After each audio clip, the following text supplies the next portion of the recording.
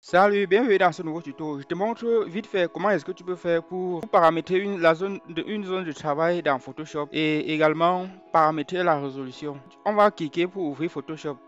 Quand vous ouvrez Photoshop, vous avez une page comme celle-ci. Je vais te montrer à cet effet deux façons de paramétrer la taille de la zone de travail. La première, lorsque tu ouvres Photoshop, tu as une page comme celle-ci.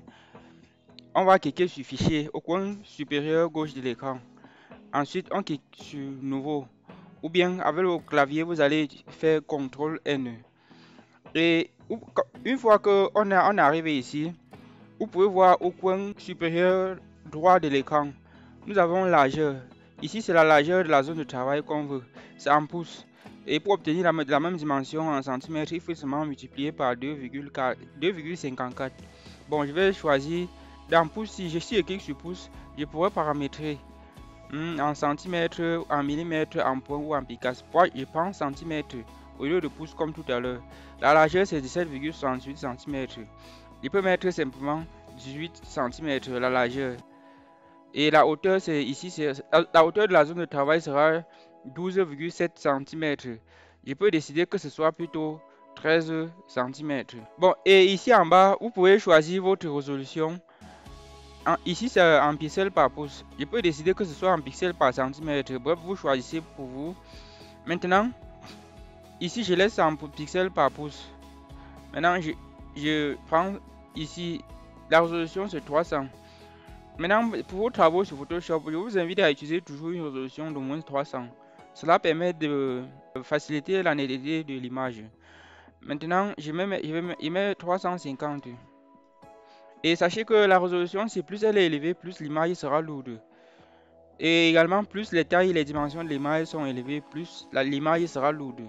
Et à cet effet, dans Photoshop, sachez que vous pouvez avoir des images, des projets qui pèsent jusqu'à 2 Go, puisqu'il est aussi possible d'enregistrer un projet et de continuer plus tard dans Photoshop. Bon, ici, on va laisser les couleurs RGB. Bon, et on va laisser aussi 8 bits. Bon, on va laisser que le fond soit en blanc. Parce que si c'est en noir, ça peut déranger. Et après l'avoir fait, bon, là, vous pouvez choisir les pixels. Bon, je laisse ça en pixels carrés. Après avoir défini les dimensions et la résolution, vous allez cliquer sur Créer. Une fois ici, je peux importer directement une image et commencer à travailler. Et je peux simplement aller dans ma machine. Je prends une image. Je glisse une image sur la zone de travail. Vous voyez, je viens de glisser cette image sur ma zone de travail. Et je peux commencer à saisir. Je peux simplement cliquer sur le test à côté. Sachez aussi que quand vous importez l'image, il faut double-cliquer dessus pour que le calque soit pour lâcher le calque. Maintenant le test, vous pouvez simplement saisir, mettre là et voir le test. Maintenant, voici c'était la première manière. La zone de travail c'est derrière là, comme vous voyez là. Et vous voyez aussi au coin inférieur gauche de l'écran, au coin inférieur droit de l'écran, l'arrière-plan est verrouillé. Pour déverrouiller ça, le cadenas, ça veut dire que c'est verrouillé. Pour déverrouiller, vous double-cliquez juste dessus. Ensuite, vous cliquez sur OK. Là, vous avez déverrouillé votre calque. Maintenant, ça c'était la première manière de créer en créant la zone de travail à l'ouverture de Photoshop. Il peut arriver que une fois dans Photoshop, vous avez besoin de modifier la taille de la zone de travail. Comme tout à l'heure, on a choisi 18 cm par 13. Je peux maintenant vouloir que ma taille de ma zone de travail soit par exemple 27 cm par 10 cm.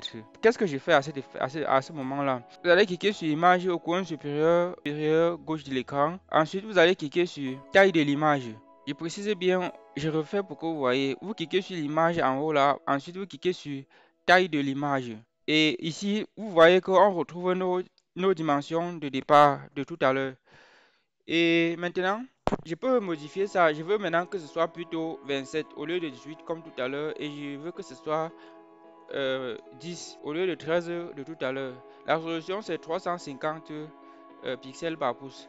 Je peux vouloir maintenant que ce soit maintenant que 400 pixels par pouce. Au fur et à mesure que vous modifiez la taille de l'image, vous voyez ici en haut c'est 19,9 mégaoctets. Mon projet va peser 19,2 mégas alors qu'avant c'était 11,7 mégas. Vous voyez ceci est lié à la résolution. Je vais pousser un peu la résolution à 1000, vous allez voir. la taille, ça va être énormément lourd. Ça va augmenter au fur et à mesure. Bon, je vais pousser ça à 10 000. Regardez, avec une résolution de 10 000, la taille de l'image ou bien la taille de mon projet sera 11,7 Go. Donc, il faut faire très attention. Et si j'utilise ça, ça va ralentir ma machine. Donc, il faut faire encore mes 400 comme j'ai modifié tout à l'heure pour que ce soit pas très lourd. Et pour le rééchantillonnage, vous allez laisser rééchantillonnage ici. Vous laissez ça automatique. Ça veut dire que vous n'avez pas besoin de le toucher. Et maintenant, vous voyez que je viens de tout modifier. Je clique sur OK. Ma zone de travail est en train d'être modifiée. Vous voyez que même l'image a été affectée. J'ai mis dans la barre de description de ce tuto une formation complète sur les bases de Photoshop. Cela va énormément vous aider.